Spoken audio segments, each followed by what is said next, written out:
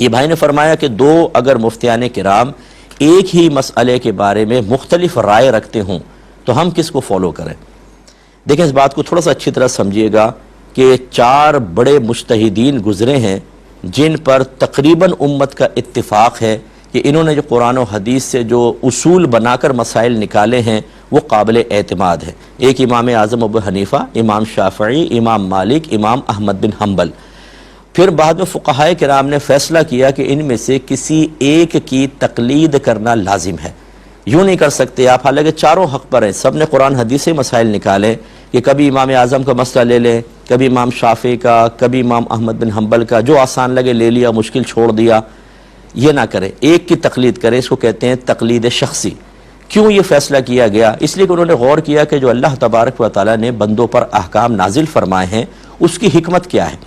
اس میں دیکھا اس کی حکمت ہے بندوں کو امتحان اور آزمائش میں مبتلا کرنا، کہ یہ حکم تمہارے خلاف آ رہا ہے لیکن چونکہ اللہ کا حکم ہے نقصان برداشت کرو، آپ کریں گے ثواب ملے گا، یہ تمہارے موافق ہے اللہ کا شکر ادا کرو۔ تو اس لیے امتحان کے لیے اب اگر چاروں ائمہ میں سے جب چاہیں آپ کسی کی پیروی کر لیں تو یہ جو حکمت ہے یہ باطل ہو جائے گی۔ مثلا مجھے امام اعظم کا مسئلہ مشکل لگا، امام شافعی کا موجودہ صورتحال میں آسان لگ رہا ہے، میں نے امام اعظم کو چھوڑا، امام شافعی کا لے لیا۔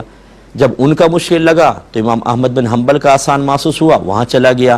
تو پھر وہ جو ایک احکام شرع میں امتحان تھا، آزمائش تھی، وہ کہاں گئی؟ وہ تو باطل ہو گئی۔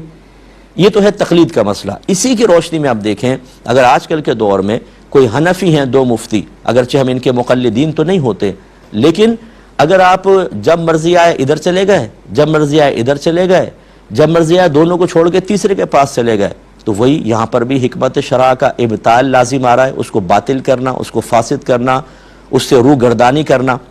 اس لیے ہماری نصیحت اور وصیت یہ ہوگی، اس دور میں بھی کوئی ایک مفتی صاحب جو واقعی مفتی ہوں، اور میں مشورہ دوں گا اگر ان میں مجتہدانہ صلاحیتیں ہوں، اجتہاد کی صلاحیت ہو تو بہت بیسٹ ہے، کیونکہ جدید مسائل پہ غور و تفکر کر کے جواب دینا ہوتا ہے، ہر ایک اس کے حل کی صلاحیت نہیں رکھتا۔ ایسے ہی بعض اوقات ایک پچھلے زمانے کا مسئلہ جو فقہاء نے عوام میں عام کیا، جس کو مفتیٰ بہ قول کہتے ہیں، وہ تغیر زمانہ کے اعتبار سے اب ناقابل عمل ہو جاتا ہے، اور اس زمانے میں جو ناقابل عمل تصور کیا گیا یا مرجو قول کہہ لیں یا غیر مفتیٰ بہ قول، وہ آج کے دور میں مفتیٰ بہ ہو جاتا ہے۔ تو ایسی صلاحیت کے حامل مفتیان کرام بھی ہونا ضروری ہیں، جو پبلک کو بتائیں کہ پہلے مسئلہ یہ تھا لیکن اب حالات زمانہ کے اعتبار سے یہ ہو گیا۔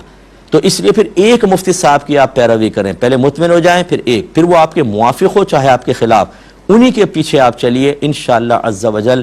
پھر یہ کہ جو اللہ تبارک و تعالیٰ نے احکام شرع میں ایک حکمت رکھی ہے، آزمائش، امتحان، آپ کے سامنے امتحان آزمائش آئے گی، اس پہ پورا اتریں گے، آپ کو درجے ملیں گے۔ اگرچہ یہ میں حرام نہیں کہہ رہا ہوں کہ اگر آپ نے ایک دفعہ ایک مفتی صاحب کا مسئلہ لے لیا، دوسری دفعہ دوسرے مفتی صاحب کا، لیکن ہیں دونوں حنفی تو چل جائے گا، لیکن بہرحال اس طریقے سے راہ فرار اختیار کرنا اصل میں اللہ تعالیٰ کے احکام سے بھاگنا کہلاتا ہے، اور یہ مناسب نہیں ہوتا۔